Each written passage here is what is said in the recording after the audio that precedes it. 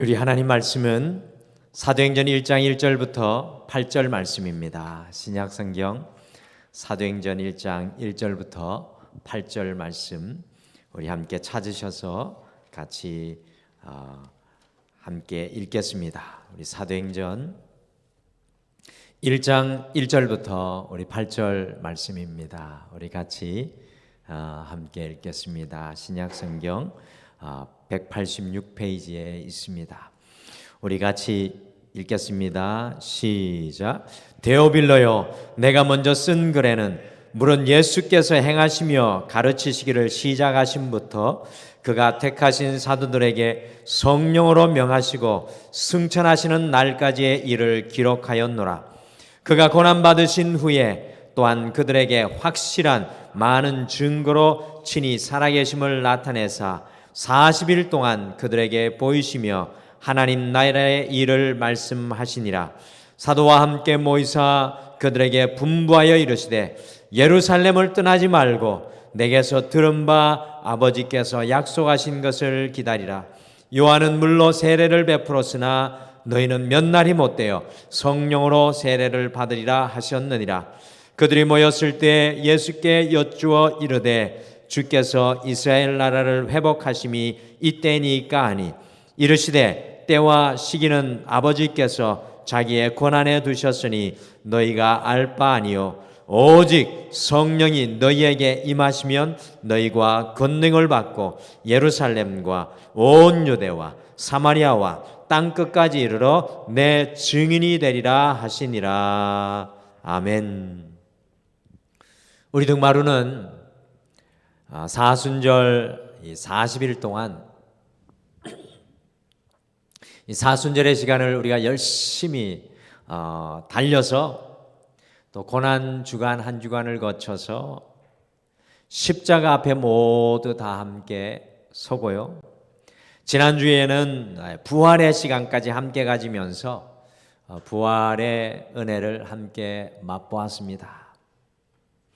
대부분의 많은 교회들이 사순절과 고난주간, 부활주간을 굉장히 많이 강조를 해서 그 시간마다의 의미를 가지고 열심히 이 부활절의 시간까지 달려갑니다. 그런데 정말 아쉬운 것은 그 다음에 흔들어야 할 영적인 깃발을 흔들리지 못하는 것을 목회자로 발견하고 너무 아쉽고 또 안타까운 마음입니다. 부활주일 보낸 이후에 오늘 새벽 시간에 주님 앞에 기도했습니다. 저도 목회 일정을 가만히 돌아보니까 너무나도 교단적으로 또 교회적으로 여러 가지 많은 일이 있었더라고요. 정신이 없었습니다. 그래서 다시 마음을 가다듬고 주님 앞에 기도하였습니다. 하나님, 이 사순절의 시간 매일 성도님들과 함께 묵상집으로 또 새벽 말씀으로 금식 릴레이 기도로 주님의 십자가의 골고다를 지나 부활의 빈 무덤까지 나아갔습니다. 그 다음에 우리 등마루 성도님들과 함께 갈망해야 할, 우리가 나아가야 할 그 다음 자리는 어디입니까?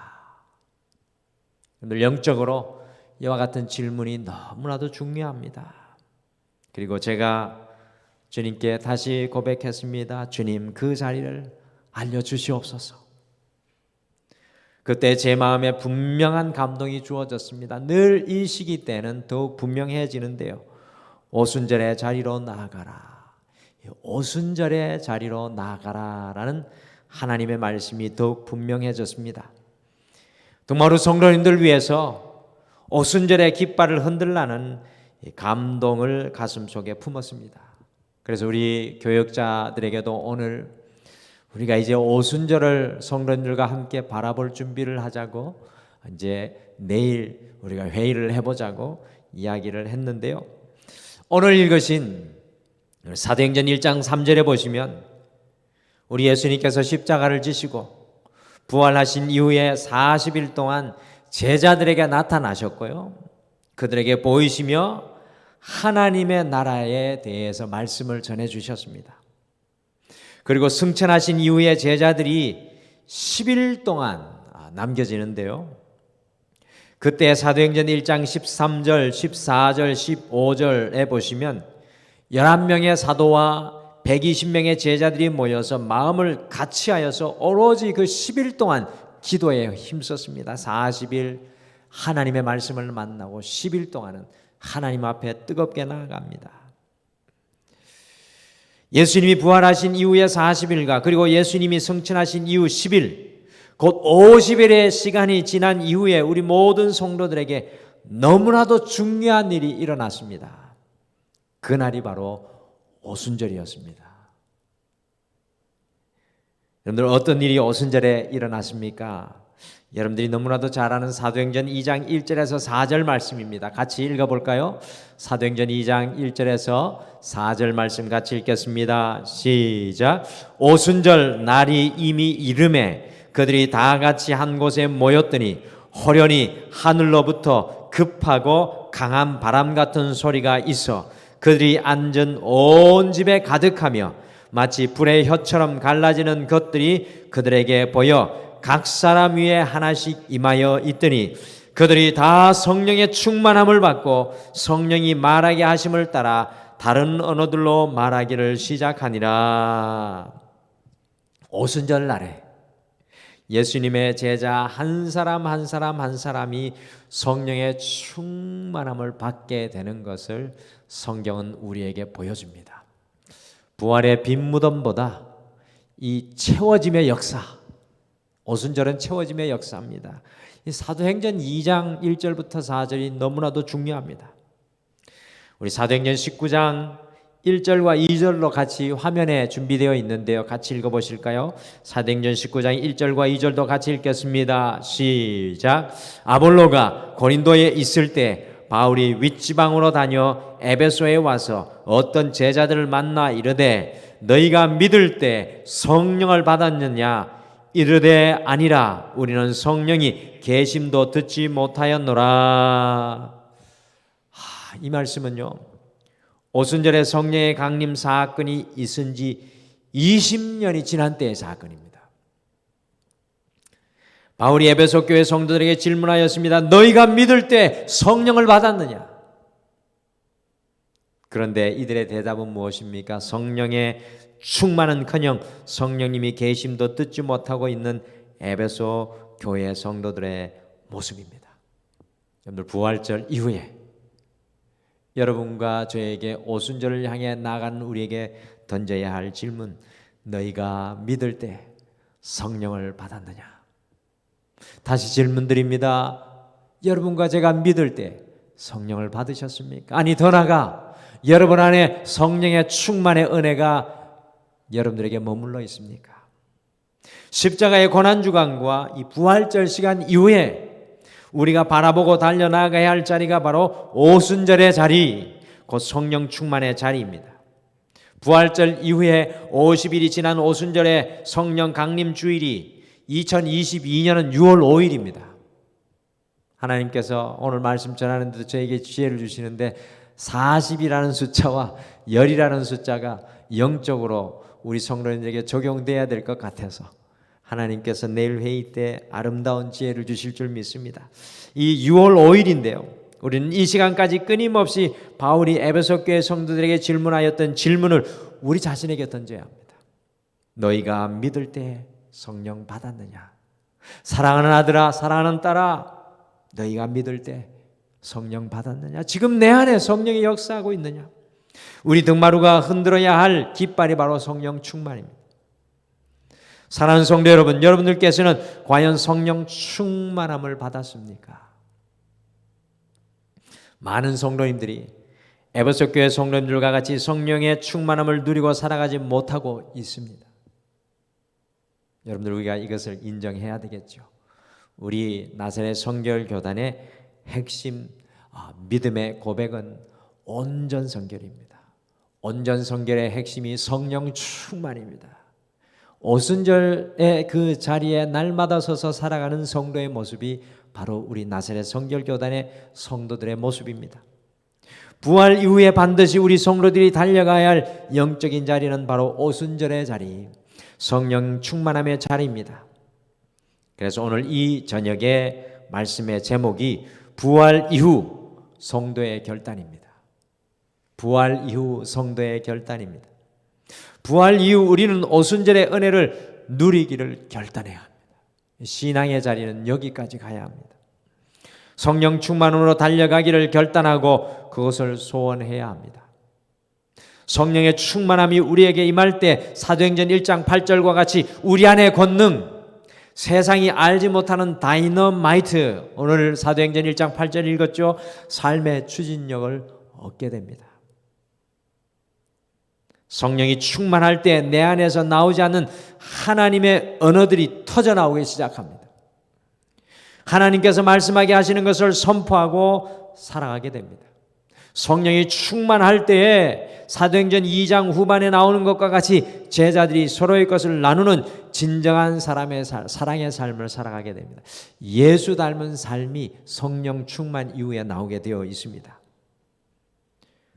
과연 우리가 어떻게 이 성령 충만함을 누릴 수 있겠습니까? 오늘 주님의 부활 이후 성도인 우리가 결단하여서 어떻게 오순절의 자리로 이 50일 동안 살아갈 수 있을지 오늘 말씀을 통해 함께 나누시겠습니다. 첫째, 이 성령 충만함의 자리, 오순절로 나아가기 위해서는 주님과 붙어 있어야 합니다. 여러분들 부활절 이후의 시간은 주님께로 더 가까이, 주님께로 더 가까이 나아가는 주님과 붙어 있는 삶이 되어야 합니다. 부활절 이후의 시간은 주님과 나와의 간격과 거리를 좁혀서 우리가 주님과 붙어야 하는 시간입니다. 주님과의 나와의 간격. 기억하십니까? 마태복음 16장에서 예수님께서 너희는 나를 누구라 하느냐? 라는 질문을 하였을 때 베드로는 주는 그리스도시요 살아계신 하나님의 아들이시오라고 고백하였습니다. 지식적인 암과 고백은 정말로 훌륭한 정답이었습니다. 마태복음 16장은 베드로의 정답장입니다. 베드로는 그 이후에 바로 십자가에 못 박혀 죽을 것이라는 예수님의 말을 듣자마자 예수님을 붙들고 항변합니다. 영어로 리뷰크라는 것은 꾸짖고 야단치고 부모가 어린아이에게 하듯이 한다는 겁니다. 예수님 붙들고 야단칩니다. 주여 그리 마옵소서. 이 일이 결코 주께 미치지 아니하리이다라고 베드로가 소리칩니다. 얼마나 베드로와 예수님의 간격이 큰지 모릅니다. 마태복음 16장은 베드로와 예수님의 큰 간격을 보여줍니다. 여러분들은 어떻습니까? 우리 예수님과의 간격이 어떻습니까? 도마를 기억하시죠? 예수님이 부활하셔서 다른 제자들에게 나타났다는 소리를 듣고는 자기의 손으로 예수님의 못자국과 창자국에 손을 넣어보지 않고서는 믿을 수 없다고 하였습니다. 얼마나 주님과의 간격과 거리가 먼지 알 수 없습니다. 모든 제자들 역시도 예수님을 자신들의 육신의 왕으로만 삼으려고 하였습니다. 가룟 유다는 예수님이 그렇게 하지 않을 것을 알고 예수님을 팔아버립니다. 예수님과 3년간이나 같이 있었지만 3년이라는 것은 우리의 3년과 다른 시간입니다. 눈으로 보고 눈으로 느끼고 귀로 듣고 같이 지내고 살을 부비던 그 굉장히 가까운 긴밀한 3년간 같이 있었지만 예수님과 제자들의 간격이 하늘과 땅과 같이 먼 것을 발견합니다. 그런데 예수님이 부활하신 이후 40일 동안 무엇을 하였습니까? 같이 사도행전 1장 3절, 우리 오늘 본 말씀 3절 같이 읽겠습니다. 시작. 그가 고난받으신 후에 또한 그들에게 확실한 많은 증거로 친히 살아계심을 나타내사 40일 동안 그들에게 보이시며 하나님 나라의 일을 말씀하시니라. 아멘. 우리가 예수님께서 제자들을 가르친 기간이 이 사복음서에만 나오는 줄 압니다. 그렇지 않습니다. 어떻게 보면 더 긴밀한 기간이 예수님 부활하신 이후에 나타난 40일간의 시간입니다. 예수님께서 부활하신 이후에 40일 동안 친히 제자들에게 나타나셔서 함께 해주셨고 하나님의 나라의 일을 말씀해 주셨습니다. 그리할 때 의심 많은 도마가 예수님을 진정으로 알고 경마여서 요한복음 20장 28절에 놀라운 고백을 하였습니다. 저는 도마의 이 고백이 사도 베드로의 고백보다 더 가슴에서 나오는 고백이라고 생각합니다. 왜냐하면 주님과의 관계가 아주 가까워진 고백이기 때문입니다. 도마가 대답하여 이르되 나의 주님이시오 나의 하나님이시니이다. 마태복음 16장의 베드로의 지식적인 고백과 다른 도마의 고백은 주님을 보고 그의 인생에 그 주님과의 관계가 가까워져서 고백합니다. 나의 주님이시오 나의 하나님이시니이다. 우리에게 이 고백이 필요합니다. 주님과의 간격을 좁혀 주님과 붙어 있었던 도마는 주님의 못자국과 창자국에 손을 넣어보지도 않고 나의 주님이시오 나의 하나님이시라는 마음의 고백을 하였습니다. 베드로는 어떻습니까? 빈손과 빈 건물과 빈 배의 아픔 속에서 베드로가 주님과 붙어 있게 되었을 때 주님 사랑합니다. 요한복음 21장에서 주님 사랑합니다. 주님 사랑합니다라고 3번이나 고백하며 그 소명을 다시 붙들게 되었습니다. 베드로의 진짜 고백은 요한복음 21장입니다. 그리고 예수님이 부활 승천하신 이후에 제자들은 주님과 더욱 붙어 있기 위해 다락방에 모여 무엇을 했습니까? 사도행전 1장 14절을 함께 읽겠습니다. 14절 말씀 같이 읽겠습니다. 시작. 여자들과 예수의 어머니 마리아와 예수의 아들과 더불어 마음을 같이하여 오로지 기도에 힘쓰더라. 이 번역이 기가 막힌 것 같습니다. 오로지 기도에 힘쓰더라. 예수님의 제자들이 함께 모여 마음을 같이하여 오로지 기도에 힘썼는데 그 10일 동안 지속적으로 기도했습니다. 40일간 하나님의 말씀을 내 안에 충분히 담고 또 담고 주님과의 간격이 가까워질 때 10일 동안 오로지 기도로 나아갑니다. 이렇게 주님 안에 뜨겁게 모인 적은 단 한 번도 없었는데 오순절의 자리로 나아가기 위해 주님과 간격과 거리를 좁히고 주님과 붙어 있었습니다. 사랑하는 성도 여러분, 고난주간이 지나고 부활절을 지나 오순절의 자리로 나아가는 우리는 예수 그리스도께 붙어 있어야 합니다. 여러분들 이 부활절 이후의 결단이 이겁니다. 어떠한 일이 있더라도 내가 주님께 붙어 있으리라. 그런데 그 이전과 달리 이 베드로와 같은 요한복음 21장의 고백으로 주님께 붙어 있어야 합니다. 여러분의 삶의 자리를 점검하십시오. 내가 주님과 과연 얼마나 거리가 멀어졌는지, 예배의 자리에서 얼마나 내가 떨어져 있는지, 말씀에서 얼마나 멀어져 있는지 여러분의 자리를 점검하시고 기도에 무릎을 꿇으시고 주님의 마음을 주시기를 간절히 간구하시기를 바랍니다.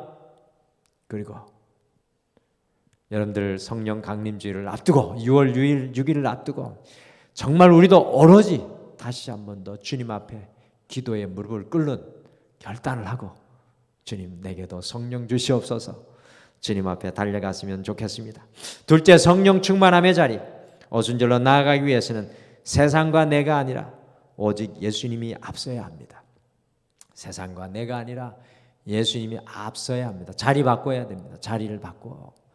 옛날에 선생님이 와가지고 자리에 앉아 있는데 선생님의 기분에 따라 자리 바꿔 하면 되게 기분 나빴던 적이 있는데 이 자리 바꿔야 됩니다. 베드로와 제자들이 예수님을 따랐을 때 보소서 우리가 모든 것을 버리고 주님을 따랐습니다라고 고백했습니다. 실제로 제자들은 예수님을 따랐을 때 그들의 배와 그물 그리고 어떤 사람들은 형제 자매와 부모님까지 뒤로 하고 예수님 따랐습니다. 쉽게 말씀드리면 그들이 속했던 세상을 내려놓고 주님을 쫓는 것입니다. 쉬운 일 아니죠. 참 어려운 일입니다. 주님 앞에 물질도 포기하고 주님 앞에 내가 그렇게 소중하게 생각한 일도 좀 내려놓고 주님을 따르는 것에 우선순위를 둔다는 건 이거 어려운 일입니다. 주님 앞에 내 가진 것을 내어놓는다는 거 참 어려운 일이죠. 성령 충만함의 자리 오순절로 나아가기 위해서는 우리가 속한 세상의 영향력과 생각이 아니라 오직 예수님의 생각과 마음이 우리를 앞서게 해야 합니다. 우리의 생각과 마음이 아니라 예수님의 생각이 우리를 앞서게 해야 합니다. 자리 바꾸셔야 됩니다. 우리가 무엇을 말하는지, 우리가 무엇을 생각하는지를 보게 되면 우리가 세상에 속한 사람인지 하나님께 속한 사람인지 금방 알 수 있습니다. 우리의 입에서 세상의 이야기만 충만하다면 우리는 세상에 속한 인생입니다. 그러나 우리의 입에 주님께서 주시는 하늘의 언어가 충만하다면 우리의 삶에는 예수님이 앞서서 사시는 삶입니다. 여러분들 예수님이 앞서 계십니까? 그런데 제자들을 가만히 살펴보면 그들이 속한 세상을 내려놓고 주님이 앞서가게 하시는 것은 좀 더 쉬워 보입니다. 자리 바꾸는 건 쉬운 일이죠. 세상 것보다 주님이 앞서가게 하는 건 좀 쉬운 일입니다. 근데 가장 어려운 일이 있습니다. 제가 봐도 이건 확실한 사실입니다. 가장 어려운 것은 자기 자신이 아니라 오직 예수님이 앞서가게 하시는 것입니다. 제일 어려운 것은 자기 자신이 아니라 오직 예수님이 앞서가게 하시는 것입니다. 우리 성도님들도 보면요, 헌금을 기가 막히게 주님 앞에 올려드리고 시간도 깨뜨리고 헌신하고 충성하는데 결정적인 걸림돌이 되는 것은 예수님보다 내가 앞서간다는 사실입니다. 그거를 포기하지 못합니다. 베드로를 예로 보면 3년간이나 예수님을 따라 다녔지만 베드로는 늘 예수님보다 자신이 앞섰습니다. 베드로가 뭐라고 그랬습니까? 결단코 내가 주님을 버리지 않겠습니다. 베드로의 고백을 너무 잘 알죠. 결단코 내가 주님을 버리지 않겠습니다. 그러나 성령 충만한 베드로는 어떻게 달라졌습니까? 이 자신의 언어가 사라집니다. 사도행전 3장 6절을 함께 읽겠습니다. 베드로의 고백이 달라지는데 이렇게 달라집니다. 사도행전 3장 6절 같이 읽겠습니다. 시작. 베드로가 이르되 은과 금은 내게 없거니와 내게 있는 이것을 내게 주노니 나사렛 예수 그리스도의 이름으로 일어나 걸어라 하고, 보십시오. 자기 자신을 앞세워둔 베드로가 결단코 내가가 없어집니다. 자기 자신을 앞세워둔 베드로가 오직 예수님만 앞세우고 있습니다. 내게 있는 것은 내가 아니라는 겁니다. 예수 그리스도라는 겁니다. 오순절로 나아가기 위해, 성령의 충만한 자리로 나아가기 위해 세상에 빼앗긴 우리의 삶, 아직도 내가 주인된 우리의 삶을 돌아보며 치열한 영적인 자리 싸움이 있어야 합니다. 자리 바꾸셔야 합니다. 성령님께서 충만히 우리를 사로잡기 위해서는 세상에 빼앗긴 우리의 마음, 내가 주인된 우리의 삶을 주님께 내어놓고 깨뜨려야 합니다. 그때 주님께서 충만히 우리의 삶의 모든 것의 주인 되실 수 있습니다. 사랑하는 성도 여러분, 오순절의 자리로 나아가는 이때 세상에 빼앗긴 것이 무엇이 있는지, 아직도 예수님보다 내가 앞서 있는 것이 무엇인지 철저히 분별하시길 바랍니다. 오늘 이 설교는 우리 성도님들에게 하시기, 이 전하기에 앞서서 저에게 하는 말입니다. 무기력하고 길을 잃어버린 것 같고 어디로 달려나갈지 목적을 잃어버리고 있는 제 자신을 발견하며 오늘 이 말씀을 제게 던집니다. 자리 바꾸라고, 예수님이 앞서가시라고. 마지막에 성령 충만함의 자리, 오순절로 나아가기 위해서는 하나님의 언어를 매 순간 선포해야 합니다. 하나님의 언어가 필요합니다. 사도행전 2장 4절 말씀 같이 읽겠습니다. 2장 4절 말씀 같이 읽겠습니다. 시작. 그들이 다 성령의 충만함을 받고 성령이 말하게 하심을 따라 다른 언어들로 말하기를 시작하니라. 아멘. 성령 충만함을 받으면 성령이 말하게 하심을 따라 다른 언어가 우리에게 흘러나옵니다. 성령 충만을 받고 다른 언어를 말하기 시작하였습니다. 다른 언어로 하나님의 계시와 하나님의 뜻과 하나님을 찬양하고 선포합니다. 이와 같은 모습을 보고 어떤 교단은 방언을 받아야 성령 받은 증거라고 합니다. 방언 못하면 끼워주지도 않습니다. 방언 못하면 이렇게 굉장히 부끄럽게 합니다. 이 말은 반은 맞고 반은 틀린 말이죠. 도대체 방언이 무엇입니까? 방언이 우리가 알아듣지 못하는 이상한 말로 하는 것만 방언입니까? 오늘 말씀에서 이야기하는 방언의 핵심이 뭘까요? 사도행전 2장 4절의 방언의 핵심이 무엇입니까? 방언은 바로 하나님의 생각과 뜻과 마음을 말로 선포하는 것입니다. 여러분들, 우리가 방언을 한국말로도 할 수 있습니다. 방언을 미국말로도 할 수 있습니다. 이 세상에 규정되지 않은 어떤 신비한 언어로 이야기할 수 있습니다. 그런데 방언의 공통점은 바로 하나님의 생각과 뜻과 마음이 말로 선포되어야 됩니다.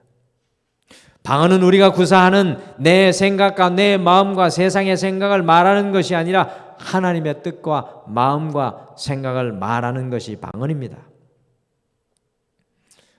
오늘 이 시간 여러분과 제가 가정 속에서요, 하나님의 생각을 선포하신다면 그 사람은 방언을 하는 것입니다. 여러분들 방언 받으셨습니까? 누군가 물어볼 때 방언에 대한 정의를 새롭게 내리십시오. 내 안에서 하나님의 생각이 흘러나오면 난 방언하고 있는 것입니다. 누가 말하냐고 이야기하면 저기 등마루교회 어떤 목사가 이야기했다고 하십시오. 방언. 저는 그렇게 생각합니다. 방언은 하나님의 생각과 마음을 선포하는 것입니다. 변화된 신앙의 첫 번째 증거가 나타나기 시작하는 곳이 과연 어디입니까? 그것은 바로 우리의 언어입니다.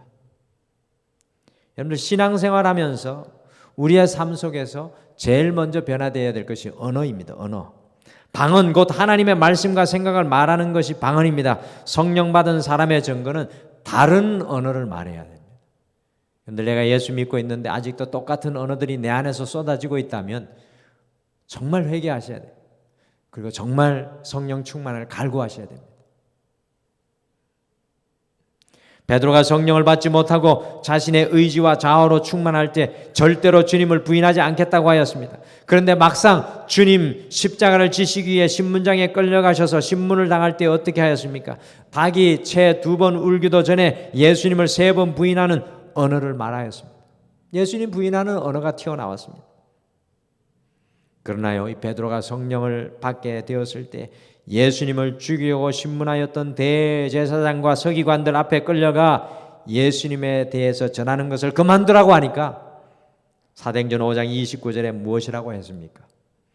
여러분들, 사복음서는 사도행전하고 반드시 같이 읽어야 됩니다. 그래서 마지막으로 같이 사도행전 5장 29절 베드로의 말이 어떻게 달라지는지 보십시오. 같이 읽겠습니다. 시작.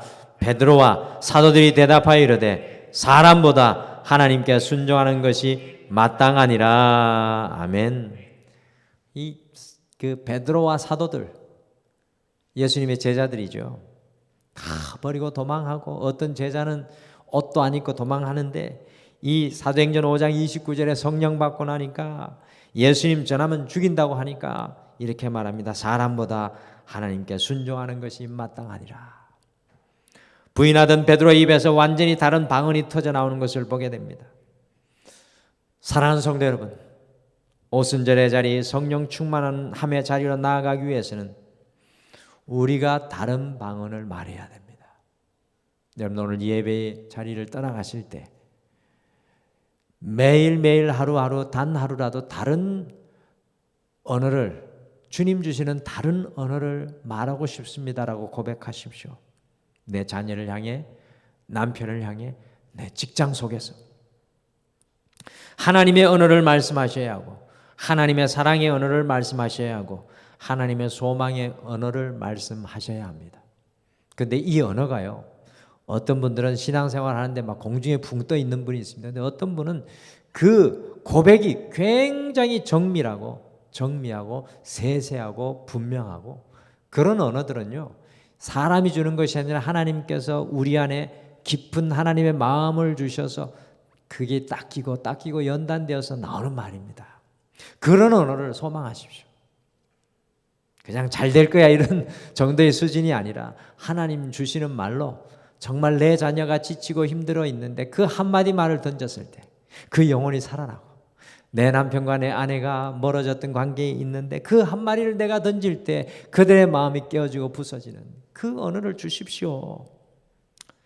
이번 한 주 오순절의 자리로 나아가기 위해서 하나님께서 주신 언어인 방언을 삶의 모든 현장에 선포하시기를 소원하십시오. 주님, 방언이 나만 알아듣고 나만 이해하는 언어가 아니라 내 삶 속에, 내 가정 속에, 내 자녀들 속에, 내 삶의 현장 속에 정말로 하나님의 다이너마이트와 같이 임하는 놀라운 언어가 되게 내 안에 하나님의 정미한 말씀을 주십시오. 그런 소망을 품으십시오. 부활절 이후 우리 등마루의 영적인 자리는 이제 다시 오순절의 자리로 달려나가 성령 충만함을 결단해야 합니다. 결단을 넘어서서 소망하셔야 돼요. 소망을 넘어서서 그 자리까지 가기를 소원하셔야 됩니다. 제가 말씀드렸죠. 우리 교단의 고백으로는 온전하게 성결되는 역사. 함께 모두 오순절 자리로 나아가시죠. 여러분들 성령 충만함의 자리로 나아가기 위해서는 예수님과의 간격과 거리를 좁히고 주님께 붙어 있어야 합니다. 주님과의 간격을 좁히십시오. 또한 세상보다 내 자신보다 주님이 항상 앞서게 하여야 합니다. 내 눈에 오직 주님만 보이게 기도하십시오. 욥이 이야기했듯이 귀로 듣다가 이제 내가 주님을 눈으로 배웁니다 라는 고백을 하게 되기를 바랍니다. 마지막으로 하나님의 언어인 방언을 매 순간 고백하게 하옵소서. 주님의 정미한 말씀, 지금 이 순간 내 삶의 현장에 가장 필요한 하나님의 생각과 마음을 주시옵소서. 그것이 내 언어가 되게 하여 주시옵소서. 그렇게 여러분과 제가 고백하기를 간절히 소망합니다. 여러분과 저의 이 오순절 성령 강림주일까지 우리의 이 목적지는 어디라고요? 바로 성령 충만의 자리입니다. 할렐루야! 우리 같이 소망하며 같이 찬양했으면 좋겠습니다. 이 찬양이 이렇게 고백하네요. 허무한 시절 지날 때, 깊은 한숨 내 인생 속에서 내쉴 때 그런 풍경 보시며 탄식하는 분 계시네. 고아와 같이 너희를 버려두지 아니니 내가 너희와 영원히 함께하리라. 그리고 이 찬양이 고백합니다. 성령이 오셨네. 여러분들 안타깝게도 이런 신앙의 자리까지 나가지 못합니다. 이걸 다른 말로 하면 지성소의 신앙의 자리이고요. 이걸 다른 말로 하면 성령 충만의 신앙의 자리입니다. 우리의 인생이 허무할 때, 우리의 인생이 힘이 없어 보일 때, 우리의 인생이 불만과 불평이 터져 나올 때 내 자리가 성령의 자리인지 우리가 돌아봐야 될 것입니다. 우리 이 찬양 고백하시면서 우리 인생 가운데 친히 찾아오셔서 주님 나라 꿈꾸게 하시는 성령님을 제게 주시옵소서. 그런 마음으로 같이 찬양하겠습니다.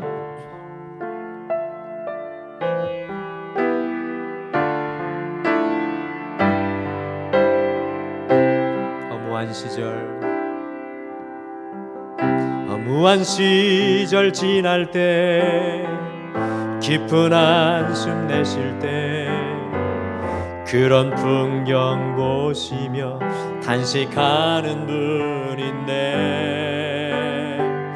고와 같이 너희를 버려두지 않으리. 내가 너희와 영원히 함께하리라. 성령이 오셨네. 성령이 오셨네. 내 주에 보내신 성령이 오셨네. 우리 인생 가운데 친히 찾아오셔서 그 나라 꿈꾸게 하시네. 억눌린 자 갇힌 자 자유함이 없는 자 피난처가 되시는 성령님 계시네. 주의 영이 계신 곳에 참 자유가 있다네. 진리의 영이신 성령이 오셨네. 성령이 오셨네. 성령이 오셨네. 내 주에 보내신 성령이 오셨네. 우리 인생 가운데 주를 찾아오셔서 그 나라 꿈꾸게 하시네. 우리 다시 한번 고백하겠습니다.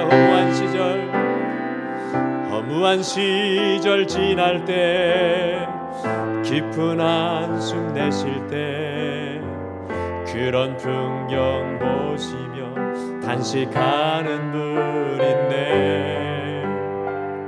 고와 같이 너희를 버려두지 않으리.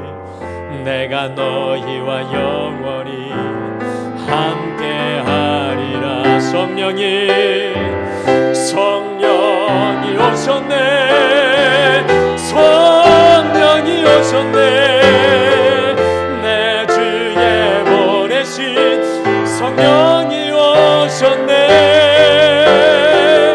우리 인생 가운데 주를 찾아오셔서 그 나라 꿈꾸게 하시네. 억눌린 자 갇힌 자, 자유함이 없는 자, 피난처가 되시는 성령님 계시네. 주의 영이 계신 곳에 참 자유가 있다네. 진리의 영이신 성령이 오셨네. 성령이 오셨네. 성령이 오셨네. 내 주에 보내신 성령이 오셨네. 우리 인생 가운데 친히 찾아오셔서 그 나라 꿈꾸게 하시네. 성령이 오셨네. 성령이 오셨네. 성령이 오셨네. 내 주에 보내신 성령이 오셨네. 우리 인생 가운데 친히 찾아오셔서 그 나라 꿈꾸게 하시네. 그 나라 꿈꾸게 하시네. 그 나라 꿈꾸게 하시네. 사랑하는 성도 여러분, 부활절 이후에 사실 우리의 영적인 삶의 길이 더욱 중요합니다. 여러분과 주님의 그 간격은 어떠합니까? 주님께로부터 한없이 베드로와 같이 멀찍이 서서 따라가고 있지는 않습니까? 오늘 이 시간 성령 강림주의를 향하며 주님 내가 주님께 더 가까이 나가기를 원합니다. 주님, 이 성령 강림주의를 향하면서 오직 내 앞에 주님만 보이게 하여 주시옵소서. 이 성령 강림주의를 향하면서 내 안에 진정코 주님이 주시는 다른 언어, 영적인 방언을 고백할 수 있도록 축복하여 주시옵소서. 오늘 말씀 생각하시며 잠깐 기도하겠습니다.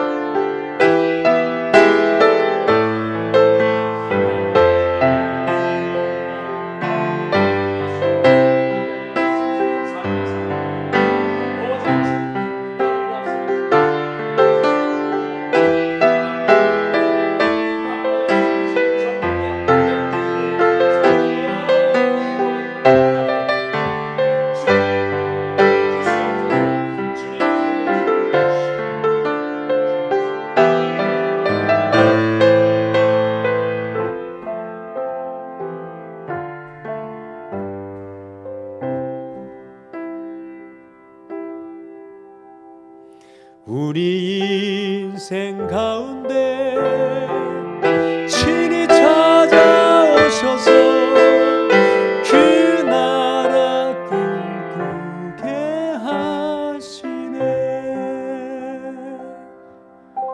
주님,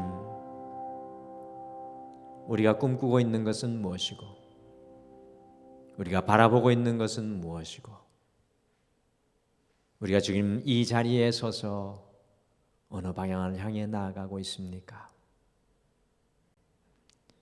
주님이 부활절을 지나 성령 강림주를 향해 나아갈 때 우리가 지성소로 나아가는 영적인 은혜를 경험하게 도와주시옵소서. 주님과 내가 한없이 멀어졌던 삶의 간격이 다시 한 번 더 주님께 더 가까이 나가는 은혜의 시간 되게 하여 주시고, 주님, 내 눈에 보였던 세상의 삶과 환경들이, 그리고 내 눈에 보여졌던 불가능들이 떠나가고 오직 내 앞에 예수 그리스도가 보여지는 은혜의 역사가 일어나게 도와주시옵소서. 매일매일 하루하루 오 주님, 나의 언어가 아니라 주님 주시는 하나님의 언어, 주님의 방언을 삶의 현장에 고백하게 하여 주시옵소서. 생명의 씨앗이 떨어지며 하나님의 역사들이 일어나게 도와주시옵소서. 오순절 성령 강림주의를 향하는 우리 모든 성도님들 위해 함께하여 주실 줄 믿고, 지금은 우리 주 예수 그리스도의 은혜와 우리 하나님 아버지의 극진하신 사랑하심과 성령님의 함께하심과 위로하심과 동행하심이 부활을 지나 성령 충만함을 사모하는, 아니 그 자리로 달려나가기를 결단하는 사랑하는 모든 성도님들의 삶 위에 영원토록 함께 하시기를 간절히 축원하옵나이다. 아멘.